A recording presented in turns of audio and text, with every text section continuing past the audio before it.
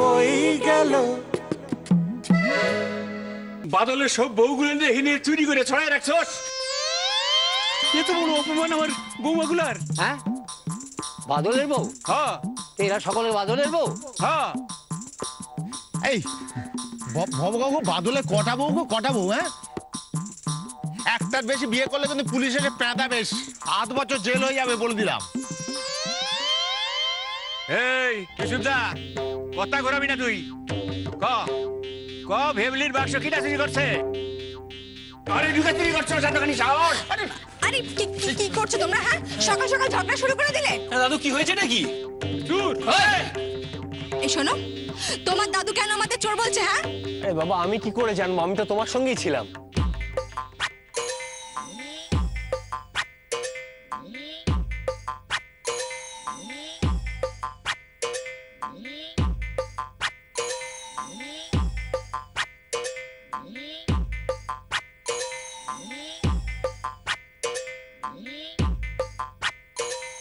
কি করলি তুই?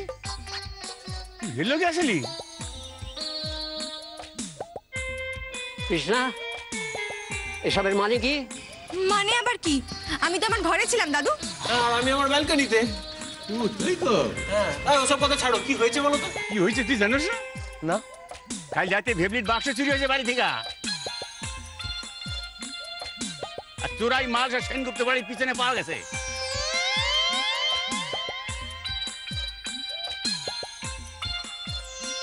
এর থেকে কি প্রমাণ হয়? কি প্রমাণটা কি ভবকাকুকে কি প্রমাণ করছো? নিজেরাই ছবিগুলো আমাদের বাড়ির সামনে ফেলে রেখে দিয়ে এখন আমাদের দোষ দিচ্ছে। আজকে বাদলের বউদের নিয়ে আমরা কি করবো? আমাদের কি কাজ? আহা বোচাই কাকু, তুমি খামোখা উত্তেজিত হচ্ছ। এ বাবা, তোমরা করনি, অন্য কেউ করেছে। হ্যাঁ, তাহলে সেইটা বার করো, সেইটা খুঁজে বের করো। আমাদের দোষ দিচ্ছ কেন?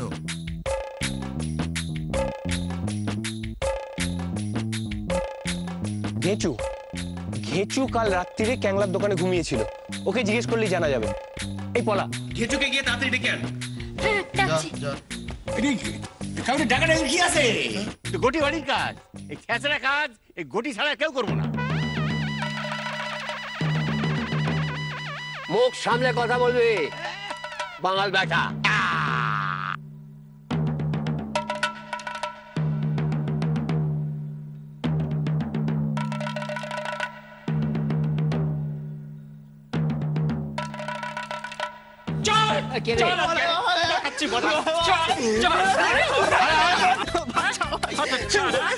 নেশা করবে, দোকানে শুয়ে রইল, চোখের সামনে ছাত্রী চুরি হয়ে গেল।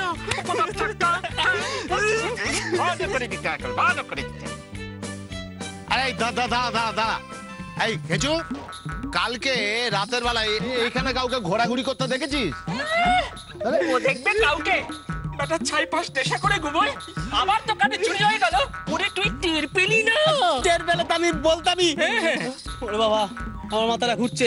ওই চোর বোনাই ঘুমের গ্যাস দিয়ে পালিয়েছিল।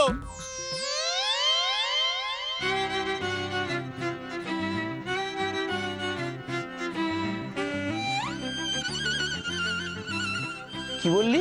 চোর? ও দাদু, তুমি দেখবে চলো না, ক্যাংলারের দোকানেও চুরি হয়ে গেছে। আরে এই, তোর কি চুরি হয়েছে রে? আমার চায়ের ছাকনিটা চুরি করে নিয়ে চলে গেল। ছাঁকনি? হ্যাঁ, সঙ্গে আবার 2টো লেরো বিস্কুট। ভাগ এখান থেকে। ছাঁকনি? তোকে চুরি করে নিয়ে জানি তোর বাপের ভাগ্য ভালো। কি বদমাশ হতচ্ছাড়া চোর বলো তোমরা?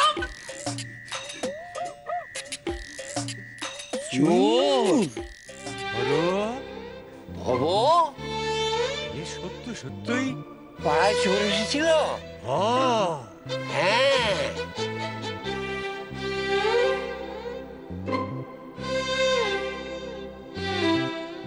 ও বাবু দাদু, ওই চোরটাকে তুমি ছেড়ো না, ও আবার চায়ের ছাকনি নিয়ে পালিয়েছে। দূর আভদ, চাকরি চাকরি করে মরে। আসল কথাটা আমি বলছি। ওই ছাকনি তো কখনো ধোয়া হয় না। খেচু, ও তো গরম জল ঢাললেই চায়ের রং হয়ে যায়। দুধ, চা পাতা কিচ্ছু লাগে না। কি? হারামজাদা, তুই লুক ঠকাস। তাই তখন থেকে ছাকনি ছাকনি করে মরছিস তুই, হ্যাঁ? ক্যাংলা এই জন্যই চা খেয়ে আমার পেট খারাপ হয়েছে।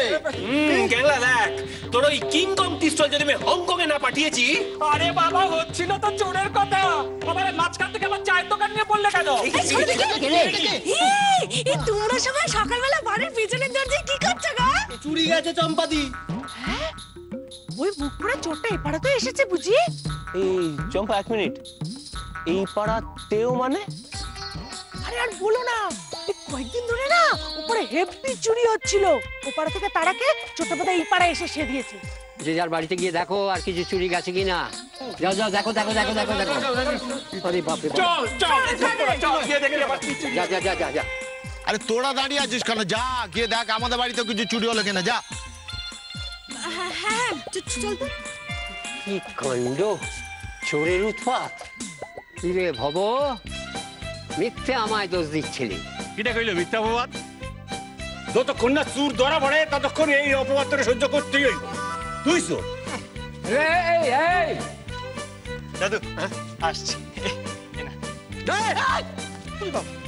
আমায় চোর বলে পালালো বাঙাল বেটা। কি রে বোঝাই?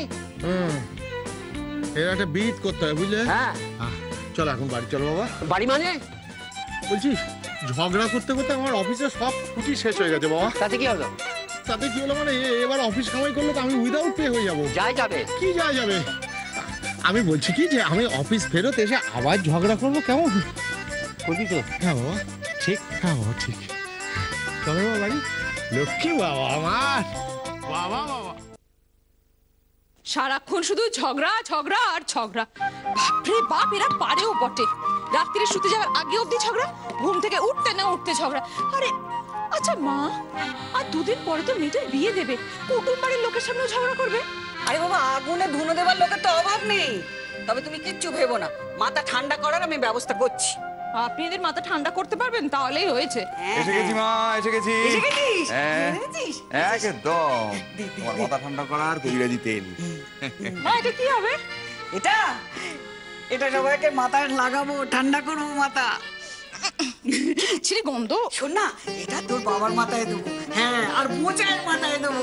ও বৌমা, বৌমা, এই কৃষ্ণা যখন ঘুমোবে না, ওর মাথায় তেলটা বেশ একটু থাবড়ে থাবড়ে দিই। রক্ষে করুন মা, আপনার যে নাতনি। নাও, চিৎকার করবে না। চিৎকার করবে না বলছো? আমি বলছি কারণ অব্যর্থ ওষুধ নিমেষে ঘুম আসে, আর ঘুম এসে গেলে কারো চিৎকার করার অবকাশই থাকে না। বৌদি চেঁচাচ্ছিস কেন? কলতলায় বাসন নেই কেন গো? বলছি কালকে রাত্রে তোমরা বুঝি বাইরে খেতে গেছিলে? মাথাটা খারাপ হয়ে গেছে বুঝি? গিয়ে দেখ, উঠোনে সব আছে। আর শোন, একটা নতুন সাবান দিয়েছি, বেশি খরচা করবি না কিন্তু। না গো বৌদি, কলতলায় বাসনও নেই, সাবানও নেই। কি বলছিস, কি বাসন নেই? না, চ আমার সঙ্গে। চলো। বলছে যে আমার জামা কাপড় কোথায়? আমার হলুদ রঙের ওড়নাটাও তো পাচ্ছি না। কালকে কাচতে দিয়েছিলি না? হ্যাঁ। তাহলে তুই ছাদে শুকোবার কথা বল, আর আমার কথা দেখো ওকে। পলা, এই পলা, পলা। হ্যাঁ জেম্মা। আরে কালকে জামা কাপড় ছাদ থেকে তুলিসনি? সরি জেম্মা, কালকে ওই রেস্টুরেন্টে যাওয়ার তাড়াহুড়োয় ভুলে গেছি। বোঝো, তবে সে তো সারা রাত ছাদে পড়ে আছে। চম্পা, তাড়াতাড়ি ছাদ থেকে তুলে আন। ছাদে জামা কাপড় নেই গো। কি বলছিস, কি ছাদে জামা কাপড় নেই মানে? সর্বনাশ, ছাদে কাপড় চোপড় নেই, কলতলায় বাসন নেই, সাবান নেই, চোরও বোধহয় নেই। চুপ চুপ, একদম চুপ, একদম চাকাবি না। চুপ চুপ। চিৎকার করবি না, চোর এসেছে শিগগিরই। ও বৌমা, বৌমা, আমার দাদা শ্বশুরের দেয়া পেতলের গামলাটা কাল আমি মাজতে দিয়েছিলাম। ওই বাবা গো, বাবা বাবা, আমার পেতলের গামলাটা চুরি হয়ে গেল গো, চুরি হয়ে গেল। একটু চেঁচামেচি বন্ধ করুন। প্রেসার কুকারের ঢাকনাই কালকে মাছতে দিয়েছিলাম না? আমার তো সেটাও গেছে। হে ভগবান, যদি প্রেসার কুকারের ঢাকনা না থাকে আমি রান্না করবো কি করে? আচ্ছা, রান্না যদি আমি করতে না পারি, এতগুলো লোক আমি খেতে দেবো কি? তোমার প্রেসার কুকারে ঢাকার কথা বলছো? আমার নতুন পাটিয়ালা স্যুট ম্যাচিং করা ব্লাউজ বুঝতে পারছিস না? আমার হলুদ রঙের ওড়নাটা তো পাচ্ছি না। আমার পেতলের গামলাটা পাচ্ছি না, সাদের গামলাটা চলে আরে গেল। বাবা, তার থেকে অনেক বেশি দরকার হচ্ছে ওই প্রেসার কুকারের ঢাকনা। কেন মা বুঝতে পারছেন না? আরে প্রেসার কুকারের ঢাকনা। আরে বাবা, সাদের গামলাটা চলে গেল। আমার দাদা শ্বশুর দিয়ে শাড়িটা দিয়ে দাও। এক মিনিট মা জননী শান্ত হও, গঙ্গা জলে গঙ্গা পুজো করি। তোমারই আনা কবিরাজি মাথা ঠান্ডা করার তেলটা তুমি মেখে নাও মা। আমার পেতলের গামলাটা পাচ্ছি না, আমি তেল লাগাবো না কৃষ্ণ গো। আরে আমি কি করবো, আমার তো ওটা পাওয়া যাচ্ছে না। এই পড়া তুই মাখ যা। আরে আমার নতুনটা সব কিছু হারিয়ে যাচ্ছে না, তুমি মাখো। এই তেল কি রান্না হয় নাকি? ছোট না তুমি ধরো, আমার ঢাকনা কি হবে? আমার পেতলের গামলাটা চলে গেল।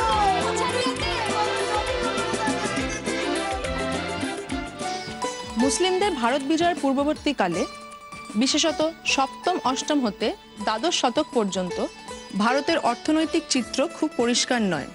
এই সময়কার অর্থনীতি বিতর্কমূলকও বটে। রামশরণ শর্মা প্রমুখ অনেকে এই পর্বের অর্থনীতিকে সামন্ত অর্থনীতি বলে মনে করেন।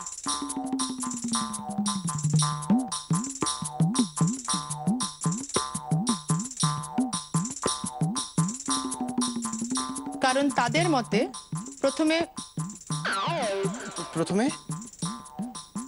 ব্রাহ্মণ এবং পরে ধর্মনিরপেক্ষ ব্যক্তি এবং প্রতিষ্ঠানকে ভূমিদান মধ্যস্বত্বভোগী অনেক ভূস্বামী সৃষ্টি করিয়াছিল। এখানে কি করছিস তুই? তো সিংহ রাশি। হ্যাঁ ম্যাডাম, ও সিংহ রাশি, সিংহ রাশি। দাঁড়াও, এদিকে এসো, এদিকে এসো।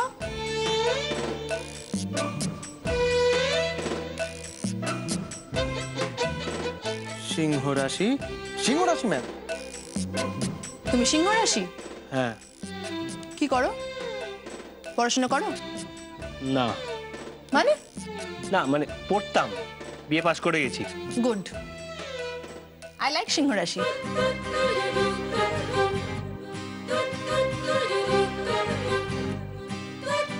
ইউ লাইক সিংহ রাশি? Yes. Thank you ma'am, thank you so much.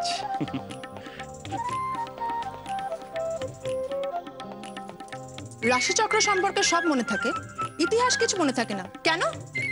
আমার বাবা কি বলে গেছে সেগুলো সব মনে আছে, অথচ পাল বংশ, সেন বংশ কোনো ধারণাই নেই। নাও কনসেন্ট্রেট। এটা মনে রাখার প্রয়োজন যে দীর্ঘদিন পর্যন্ত তুর্কি শাসিত ভারতের কৃষি অর্থনীতি ছিল আগেকার। শোনো, এই যে এতটা লেখো। আচ্ছা।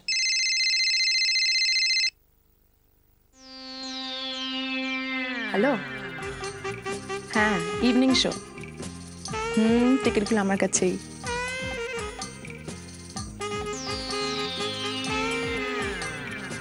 I love you too. না না, চিন্তা করো না, এই তো ঘন্টাখানেকের মধ্যেই বেরোচ্ছি। আচ্ছা, প্রেম চলছে বাবাকে লুকিয়ে। ওকে, বাই।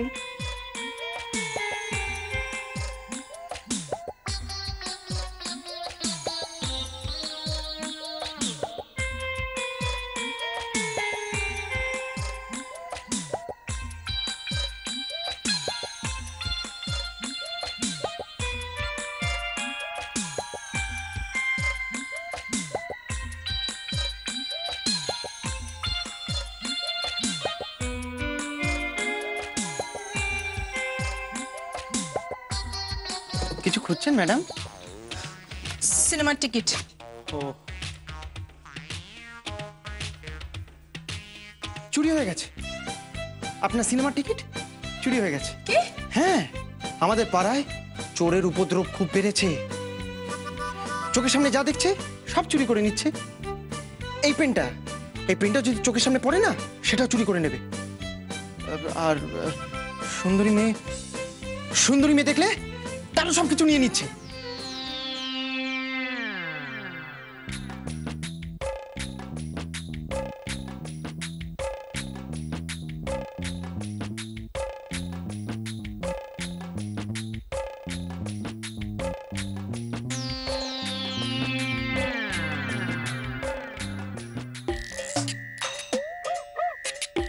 আমি আর কাউকে বিশ্বাস করি না। আমি আর এখানে এক মুহূর্ত থাকবো না। চললাম আমি। এই রে, তো পালাচ্ছে। দাদু তো আমায় ধরবে, কিছু একটা করতে হবে। Idea, ticket. Excuse me madam. Madam, কটায় শো? মানে কোন সিনেমা, কোন হল, কটায় শো বলুন? তুমি পারবে? আমি বীরসা বসাক, আমি পারি না এমন কোনো কাজ হয় না। কটা টিকিট বলুন? দুটো টিকিট, কিন্তু শর্ত একটা। কি? পাল, সেন, মৌর্য, মুঘল সাম্রাজ্যকে আমার সিলেবাস থেকে একটু দূরে রাখতে হবে। পারবেন?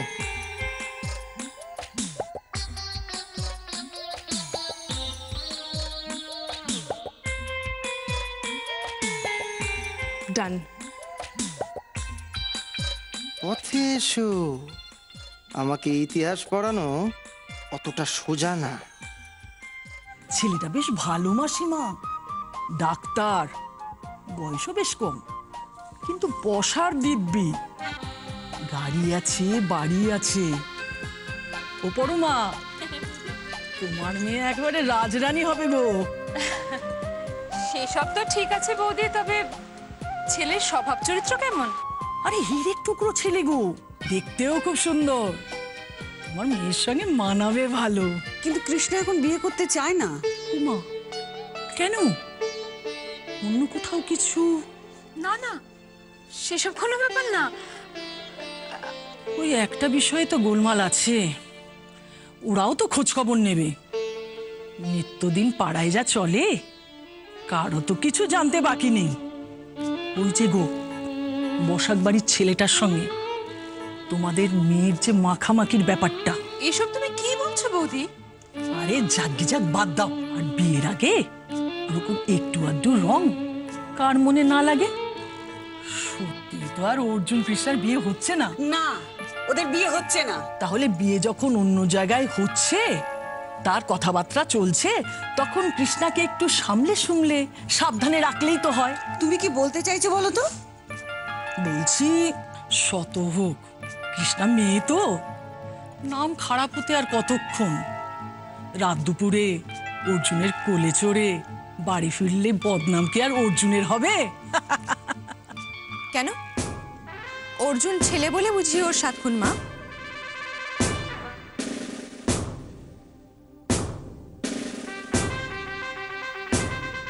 আচ্ছা কাকিমা, তুমিও তো একজন মেয়ে, একজন মেয়ে হয়ে কি করে বলতে পারো এসব কথা? এই জন্যই বলে মেয়েরাই মেয়েদের শত্রু।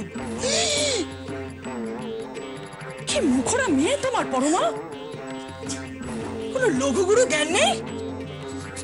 চুপ কর, কথা বাড়াস না। কি খুঁজছিস নাকি? ও বৌদি, বলছিলাম। থাক, ঘাট হয়েছে বাপু তোমাদের বাড়িতে এসে, চেঁচে অপমানিত হলাম। তবে এতদিনের প্রতিবেশী তো, একটা সুপরামর্শ দিই। এমন বাড়িতে মেয়েকে বিয়ে দিও যেন গোটা গোষ্ঠী টালা হয়। ঝগড়াটে মেয়ে। কি বললে? কি বললে তুমি? দাঁড়াও, তোমার গোষ্ঠী ঝগড়াটে। কি হচ্ছে এটা? কি বলতো, দিন রাত ঝগড়া করতে ভালো লাগে, ভুল তো কিছু বলেনি।